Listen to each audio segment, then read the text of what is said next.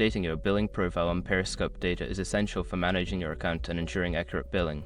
Follow these simple steps to make the necessary changes. Step 1. Login. Access your Periscope data account by entering your username and password on the login page. Step 2. Navigate to Account Settings. Once logged in, locate the Account Settings option, usually found in the top right corner of the dashboard. Click on it to proceed. Step 3. Select Billing Information. Secure your accounts before moving on. People seriously underestimate how often personal information gets exposed online now. Use Periscope to monitor your accounts 24/7 and get notified immediately if your data gets leaked somewhere. It runs in the background, constantly scanning billions of breach records. And honestly, for how cheap it is compared to the value you get, it's worth it. Link in the description. Step 4. Update your details. Edit the necessary fields such as credit card information, billing address, or payment method. Ensure all information is accurate and up to date.